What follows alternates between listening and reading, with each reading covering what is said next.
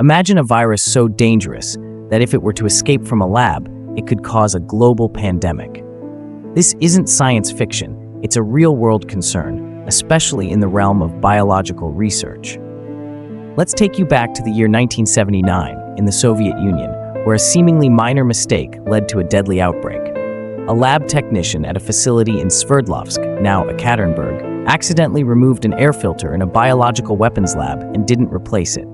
This small oversight allowed anthrax spores, a deadly bacteria, to spread into the air. The result? The largest documented anthrax outbreak in history, killing at least 64 people.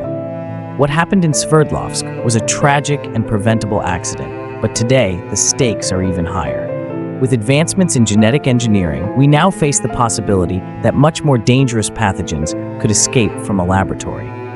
This raises a critical question. What happens if an engineered virus, designed for research or medical purposes, escapes the lab?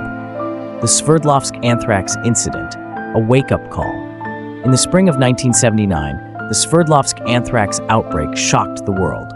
A laboratory worker at the Soviet Union's biological weapons facility mistakenly removed a clogged air filter in the ventilation system and failed to report it properly. When the next team of workers came in, they unknowingly carried on as if nothing had changed. In a facility designed for handling biological weapons, such a small oversight proved catastrophic. Anthrax spores were released into the air and spread for hours, infecting people in the surrounding area. The consequences were severe. Anthrax, a deadly bacteria that can be inhaled, killed at least 64 people, and the outbreak continued to pose a threat until authorities eventually contained it. This incident illustrated the serious risks inherent in handling dangerous pathogens and the deadly consequences of a security lapse in a biological weapons lab. The rise of engineered viruses and the risk of gain-of-function research. Since the 1970s, scientists have been experimenting with genetic engineering to manipulate microorganisms. This research, known as gain-of-function, involves altering the DNA of microbes, such as viruses or bacteria, to give them new, often more dangerous, characteristics. This field of research has led to the creation of engineered viruses with enhanced properties, such as increased virulence or the ability to infect new hosts. Gain-of-function research is often used in vaccine development, cancer treatment, and gene therapy. However, there is a darker side. In some cases, researchers have engineered viruses to be more contagious or lethal than their wild counterparts. For example, there have been studies in which strains of the bird flu virus were altered to be more transmissible among mammals. While these experiments may help scientists understand how viruses might evolve naturally, they also pose a significant risk. If these engineered viruses were to escape from the lab, they could cause a global pandemic. One particularly concerning type of research involves EPPP, Enhanced Potential Pandemic Pathogens. These are viruses that have been modified to increase their infectiousness or lethality, such as genetically modified strains of Ebola or the bird flu virus.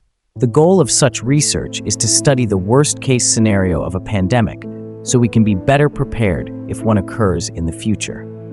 However, critics argue that deliberately creating more dangerous pathogens is too risky, as the benefits may not outweigh the potential for a catastrophic lab escape. The debate, is the risk worth it? The debate over gain-of-function research is heated.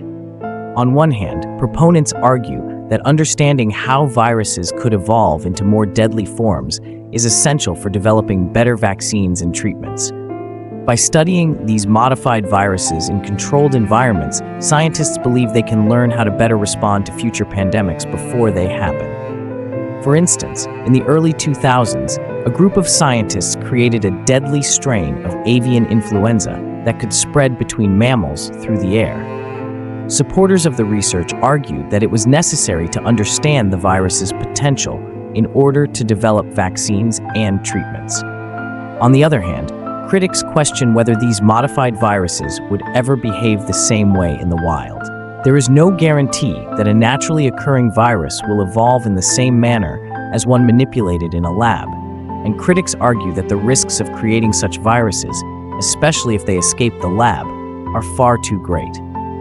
Ultimately, both sides of the debate aim to save lives, but they differ on the methods and the level of risk involved. While there is agreement that viruses can evolve and that we must prepare for future outbreaks, there is also a growing concern about the dangers of deliberately creating viruses with the potential to cause widespread devastation. Lab safety measures. How secure are we? The labs where gain-of-function research is conducted are equipped with the highest safety standards. These include strict protocols for handling dangerous pathogens, such as advanced ventilation systems, airtight suits, and specialized airlocks. Some labs are designed to be built within other secure structures to protect against potential natural disasters, such as earthquakes or floods, that could compromise the safety of the lab. Despite these safety measures, however, human error remains a significant risk. Lab accidents have occurred in the past, highlighting the vulnerability of even the most secure facilities. In 2009, a researcher at a U.S. lab accidentally pricked themselves with a needle contaminated with Ebola virus. While the researcher was treated and the incident didn't lead to an outbreak, it served as a reminder of how easily a mistake could have catastrophic consequences. In 2014, 6 vials of the smallpox virus were discovered in an unsecured storage area at a U.S. government facility where they had been forgotten for decades. Later that year, a CDC scientist accidentally contaminated a sample of bird flu with a more deadly strain, and the contaminated sample was sent to the U.S. Department of Agriculture. Although no outbreaks occurred, these incidents underscored the risk of mistakes and the need for better oversight and improved safety protocols in laboratories handling dangerous viruses. What can we do to minimize the risks? While some scientists believe that gain-of-function research should be paused, others argue that it can be conducted safely with the right precautions. To reduce the risk of lab accidents, experts suggest a number of measures, such as improving lab safety protocols by learning from past incidents and implementing new standards to reduce human error, creating a global database of laboratory safety incidents so that labs around the world can share information and adopt best practices, developing an early warning system for pandemics so that even if a virus escapes a lab, we can detect it quickly and prevent it from spreading uncontrollably. Additionally, international cooperation and transparency are essential to improving biosecurity. In the future, the world will need to work together to ensure that safety measures are adhered to and that the risks of gain-of-function research are minimized. Lessons learned and the future of virus research.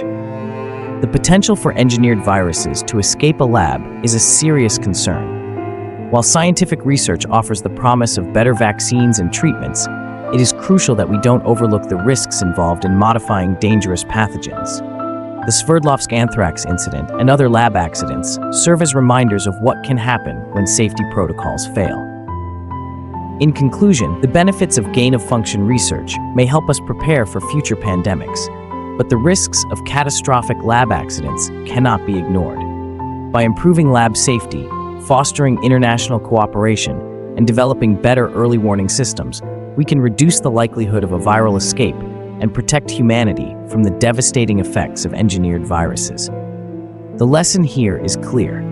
Scientific progress must always be accompanied by caution, and our responsibility is to ensure that the future of virus research is one that protects both science and society.